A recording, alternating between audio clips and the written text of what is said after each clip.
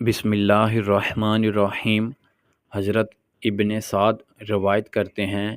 کہ حضرت ابوبکر صدیق رضی اللہ تعالی عنہ نے حضور نبی کریم صلی اللہ علیہ وسلم کی خدمت میں حاضر ہو کر حضرت سیدہ طیبہ طاہرہ سیدہ فاطمہ رضی اللہ تعالی عنہا سے نکاح کی خواہش ظاہر کی۔ آپ صلی اللہ علیہ وسلم نے فرمایا، اے ابوبکر، میں اس سلسلے میں حکم الہی یعنی اللہ کے حکم کا منتظر ہوں۔ حضرت ابوبکر صدیق رضی اللہ تعالی عنہ نے اس کا ذکر حضرت عمر فاروق رضی اللہ تعالی عنہ سے کیا تو انہوں نے کہا، اے ابوبکر، کیا آپ کو منع کر دیا گیا ہے؟ پھر حضرت ابوبکر صدیق رضی اللہ تعالی عنہ نے حضرت عمر فاروق رضی اللہ تعالی عنہ کو ترغیب دلائی تو حضرت عمر نے حضور نبی کریم صلی اللہ علیہ وسلم کی خدمت میں حاضر ہو کر حضرت سیدہ فاطمہ رضی اللہ تعالی عنہا سے نکاح کی خواہش ظاہر کی تو حضور نبی کریم صلی اللہ علیہ وسلم نے حضرت عمر سے بھی یہی فرمایا کہ اے عمر، میں اس سلسلے میں حکم الہی کا منتظر ہوں۔ حضرت عمر نے حضرت ابوبکر صدیق سے اس کا ذکر کیا تو حضرت ابوبکر صدیق نے فرمایا، اے عمر، مجھے بھی منع کر دیا گیا ہے اور حضرت عمر کو بھی منع کر دیا گیا ہے، یعنی حکم الہی کا منتظر بتایا گیا ہے۔ پھر تو اس کے اہل حضرت علی المرتضیٰ رضی اللہ تعالی عنہ ہی ہیں۔ ایک روایت میں ہے کہ حضرت ابوبکر صدیق، حضرت عمر فاروق اور حضرت سعد بن معاذ رضی اللہ تعالی عنہم مسجد نبوی میں تشریف فرما تھے اور دوران گفتگو حضرت سیدہ فاطمہ رضی اللہ تعالی عنہا کا ذکر ہوا تو حضرت ابوبکر صدیق نے فرمایا، تمام معززین نے حضور نبی کریم صلی اللہ علیہ وسلم سے سیدہ فاطمہ رضی اللہ تعالی عنہا کے ساتھ نکاح کی خواہش کا اظہار کیا ہے، مگر آپ صلی اللہ علیہ وسلم نے فرمایا کہ میں نے یہ معاملہ اللہ عز و جل کے ذمہ کرم کر دیا ہے، اور حضرت علی المرتضیٰ رضی اللہ تعالی عنہ نے نکاح کا پیغام نہیں بھیجا، شاید انہوں نے ایسا غربت کی وجہ سے کیا ہوا ہے، اور میرا خیال ہے کہ اللہ عز و جل اور حضور نبی کریم صلی اللہ علیہ وسلم نے حضرت سیدہ فاطمہ رضی اللہ تعالی عنہا کا حضرت علی رضی اللہ تعالی عنہ کے لیے روک رکھا ہے۔ پھر حضرت ابوبکر صدیق نے حضرت عمر فاروق اور حضرت سعد بن معاذ رضی اللہ تعالی عنہم سے مشورہ طلب کیا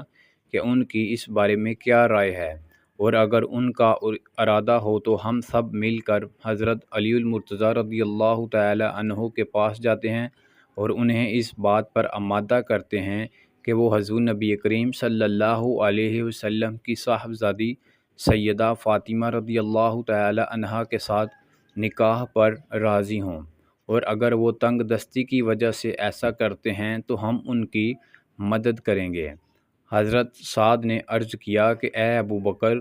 اللہ عز و جل آپ کو اس کی توفیق دے، اور پھر سب مل کر مسجد نبوی سے نکلے اور حضرت علی المرتضیٰ رضی اللہ تعالی عنہ کو تلاش کرتے ہوئے ایک انصاری کے باغ کی جانب جا نکلے، جہاں حضرت علی المرتضیٰ رضی اللہ تعالی عنہ باغ میں بطور اجرت اونٹوں کے لیے پانی نکالنے میں مصروف تھے۔ تینوں حضرات نے حضرت علی کو دیکھا تو حال احوال دریافت کیا۔ حضرت ابوبکر صدیق نے فرمایا، اے علی، معززین قریش نے حضور نبی کریم صلی اللہ علیہ وسلم کی صاحبزادی حضرت سیدہ فاطمہ رضی اللہ تعالی عنہا سے نکاح کی خواہش ظاہر کی ہے، مگر آپ صلی اللہ علیہ وسلم نے یہ کہہ کر انہیں لٹا دیا ہے کہ یہ معاملہ اللہ کے ذمہ ہے، اور ہم آپ کو نیک عادات و اطوار کا مالک پاتے ہیں اور آپ کو سیدہ فاطمہ رضی اللہ تعالی عنہا کا اہل سمجھتے ہیں۔ آپ حضور نبی کریم صلی اللہ علیہ وسلم کے رشتہ دار بھی ہیں، پھر آپ کو کس نے اس بات سے روکا ہوا ہے؟ اور مجھے امید ہے کہ اللہ عز و جل اور حضور نبی کریم صلی اللہ علیہ وسلم نے حضرت سیدہ فاطمہ رضی اللہ تعالی عنہا کو آپ کے لیے روک رکھا ہے۔ راوی کہتے ہیں کہ حضرت علی المرتضیٰ نے جب حضرت ابوبکر صدیق رضی اللہ تعالی عنہ کی بات سنی تو حضرت علی کی آنکھوں سے آنسو جاری ہو گئے اور آپ کو کہنے لگے، اے ابوبکر، آپ نے مجھے ایسے کام پر آمادہ کیا جو رکا ہوا تھا، اور مجھے ایسے کام کی جانب متوجہ کیا جس سے میں غافل تھا۔ اللہ کی قسم، مجھے حضور نبی کریم صلی اللہ علیہ وسلم کی صاحبزادی پسند ہے، اور ایسے رشتے کے لیے کوئی مجھ جیسا نہیں، مگر غربت نے مجھے اس کام سے روک رکھا ہے۔ حضرت ابوبکر صدیق رضی اللہ تعالی عنہ نے فرمایا، اے علی، ایسا نہ کہو، اللہ اور اس کے حبیب صلی اللہ علیہ وسلم کے نزدیک یہ دنیا اور اس میں جو کچھ ہے وہ اڑتے غبار کی مانند ہے۔ حضرت عطا رضی اللہ تعالی عنہ سے مروی ہے کہ حضرت علی المرتضیٰ رضی اللہ تعالی عنہ نے جب حضور نبی کریم صلی اللہ علیہ وسلم کے سامنے حضرت سیدہ فاطمہ رضی اللہ تعالی عنہا سے نکاح کی خواہش کا اظہار کیا تو نبی پاک صلی اللہ علیہ وسلم نے حضرت سیدہ فاطمہ رضی اللہ تعالی عنہا سے فرمایا کہ اے فاطمہ، علی نے تم سے نکاح کی خواہش کا اظہار کیا ہے، اس بارے میں تمہاری کیا رائے ہے؟ حضرت سیدہ فاطمہ نے خاموشی اختیار کی، اور پھر حضور نبی کریم صلی اللہ علیہ وسلم نے حضرت سیدہ فاطمہ کا نکاح حضرت علی المرتضیٰ رضی اللہ تعالی عنہ سے کر دیا۔ حضور نبی کریم صلی اللہ علیہ وسلم نے حضرت علی رضی اللہ تعالی عنہ سے پوچھا، اے علی، تمہارے پاس مہر دینے کے لیے کیا ہے؟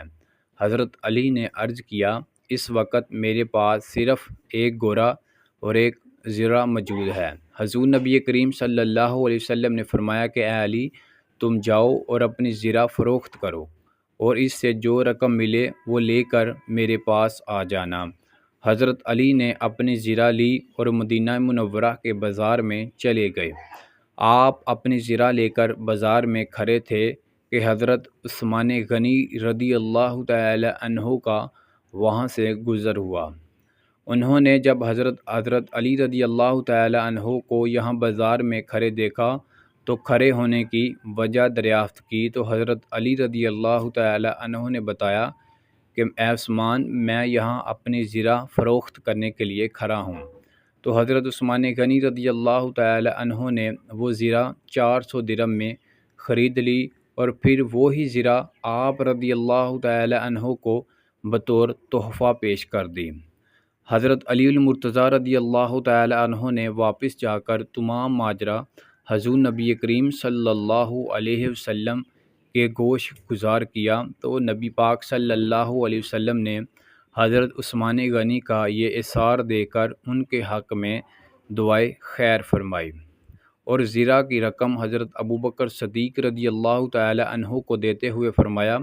اس سے حضرت سیدہ فاطمہ الزہرا رضی اللہ تعالی عنہا کے لیے ضروری اشیاء خرید کر لے آئیں۔ تو حضور نبی کریم صلی اللہ علیہ وسلم نے خود حضرت علی المرتضیٰ رضی اللہ تعالی عنہ اور حضرت سیدہ طیبہ فاطمہ الزہرا رضی اللہ تعالی عنہا کا نکاح پڑھایا۔ آخر میں دعا ہے کہ اللہ تعالی ہمارے دلوں میں محبت اہل بیت اور محبت صحابہ پیدا فرمائے، اور ہمیں ان کا ادب و احترام کرنے کی توفیق عطا فرمائے۔ آمین بجاہ نبی الامین صلی اللہ